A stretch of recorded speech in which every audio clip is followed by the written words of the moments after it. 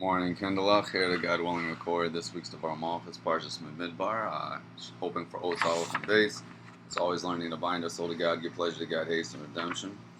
Shavuos is coming off the heels of Pesach Sheni, Lag BaOmer. A lot of exciting things happening. And a lot to talk about. But let's get right into the learning. Let's see what I have from Milk News Beduksa. What do you call a camel with 3 humps? Pregnant.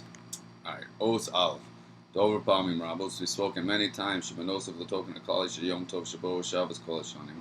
In addition to the general aspect of Yom Tov that's similar every year, Shavuos is always Shavuos and has some certain things in common. There's something special we could learn out from the way the Yom Tov falls out that particular year, the way the calendar is set up that year and where Yom Tov fits in. We could learn a special lesson from this. In this little special lesson we learn, it's going to help shine out and add to our general understanding of what the Yom Tov is every year. So we understand a little bit what Shavuos is, whatever we've learned. And then when we look at the way Shavuos falls out this particular year, it's going to highlight a certain aspect. And we'll take that aspect and it's going to help us increase our general understanding. You know somebody named Shimon, and you know some general qualities about Shimon. Then you learn some unique quality about Shimon. It doesn't uproot the general qualities you know about Shimon. It just helps make the whole, makes Shimon shine a little more. You see him a little better, even his general aspects, some of his particular aspects, like if you see a human being and you could, so to speak, put a light, it'd be nice to do, so to speak, put a light inside their heart that wouldn't hurt them, it would only make them feel good. And maybe I should talk about a plastic human being, I don't know. The fact that you put that little light inside the heart, sure, it highlights the heart, but it lets you see the whole person better and even understand some of the particulars of that person better. So to speak, like that, we're going to bring out a certain specific aspect from the way Shavuos was this particular year, which I think is the same as our year now. And that's going to help us understand Shavuos generally. Alright, I don't know about putting light. It should be a spiritual light you put in somebody's heart. If you put a spiritual light in their heart and it makes them shine up, then it'll help you understand them better. Shana Zum Yisraelis V'kach, and this particular year, Nun Aleph Nun Beis, Nun Aleph 1991, when the Rebbe said this Sikha, Shavuos Ba Miyad Lacher Yom Shabbos. It went Shavuos, then it went Shabbos, then Shavuos, then Shavuos. So it was Shabbos, and then Shavuos was Sunday, Monday here in the diaspora, and Sunday in Eretz Yisrael. Shavuot HaHag Shavuos Naisis Im V'Tachas Shvad Yom Shabbos Kodesh. So Shavuos is coming right after, and so to speak, under the influence of the flow of Shabbos. It's coming on the heels of Shabbos. You just spoke to somebody, and now you go to speak to somebody else. The way you speak with this next person may to some degree be influenced by the last person you spoke to, because you're kind of coming out of that type of energy and flow and whatever sort of mood or whatever puts you in. Now you're going to talk to the next person. So Shavuos is going to be immediately influenced by Shabbos. And particularly what we want to say is the influences. There's no workday interruption. It's not Shabbos, back to work Shavuos. It's Shabbos and then straight into Shavuos. It's like nice and then straight into more nice. In such a way it's going to be 3 holy days in a row. Shabbos, Yom Tov, Yom Tov. It's like a holy break, a holy festivus for the rest of us, Lahavdil, as Kramer used to say. And it's just a straight. Sometimes a person has a Shabbos, they get a little spiritually inspired, then they go back to work. It's a different energy. Then to return back to another Yom Tov, it's another energy. So it's like up and down and up. Here it's just up and up and up. Here you're gonna stay in an elevated state, God willing. It's easier to be able to continue in one tenuah for a period of time. It's really easy to pick up and learn. I mean, if you have 1 minute to learn something, it's very difficult. If you have 15 minutes, you could learn a little something. If you have an hour, you could learn a little more. If you have 3 hours, you could learn quite a bit more. So the more time you have to invest in going in one single direction, the more you can get out of it. So since it's 3 holy days in a row, we can gain a lot. Should have that. But this year the Shabbos was Bamidbar. That won't be the case out here. Bamidbar will be this upcoming Shabbos, and Shavuos will not be. Shavuos will be a week later. So I stam after Pashas Nasai. All right, so a little bit the same, a little bit different. If I understand the calendar right, I think this year is those Shabbos, Shavuos, but it's not. But Midbar Shavuos, I think it's not so Shavuos. We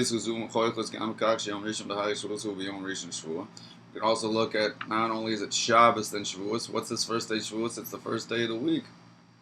And the first day of the week is similar to the first day of creation. It's an important lesson in Yiddishkeit, Chassidishkeit, that it's very interesting the way we count the days. You see in the morning prayer that we say, every day we say, Yom Yom, a prayer of the day.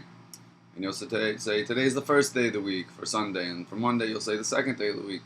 And next Sunday you'll say again the first day.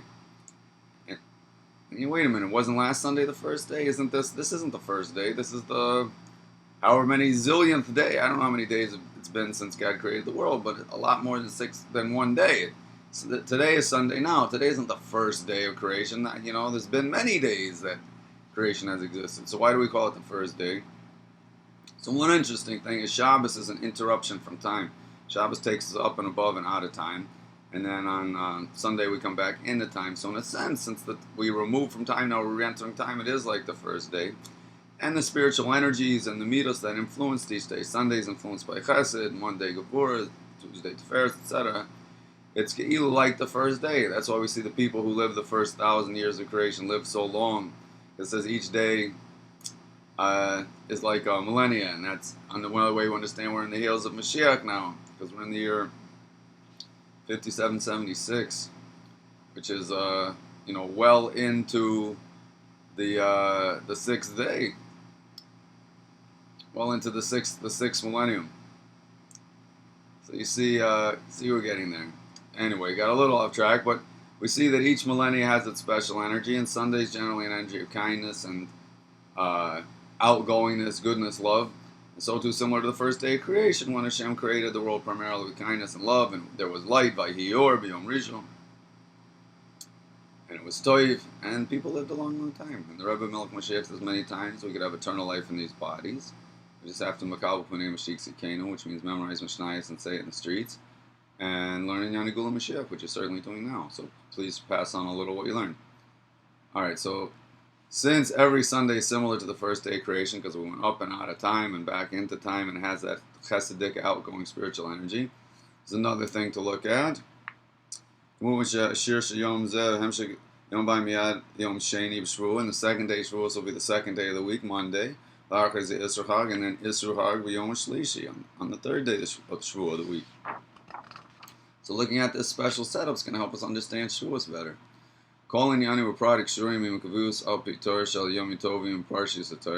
And everything, and especially when we look at how it's connected, the way it's set up through Torah, the Yom Tovim and the Parshas of the week, and Hashgacha Pratis, they're in Hashgacha Pratis.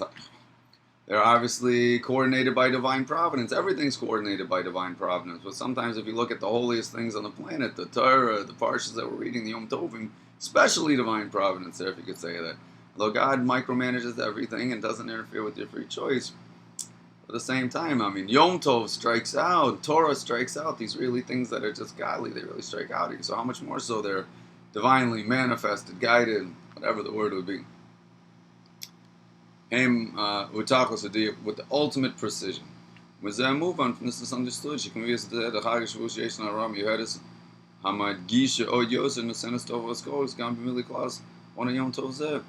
From the way that we look at the way Shavuos fell out in this year, there's going to be a special teaching that really emphasizes even more and gives us additional power, also in fulfilling the general intent of this Yom Tov. So whatever we can learn from the fact that Shavuos is coming on the heels of Bamidbar and on the heels of Shabbos, and the way it's set up with the special energy of Yom Rishon and Yom Sheni, it's going to help us understand a little better about Shavuos itself and help us, so to speak, do Shavuos even better with a little bit extra energy and highest and excitement.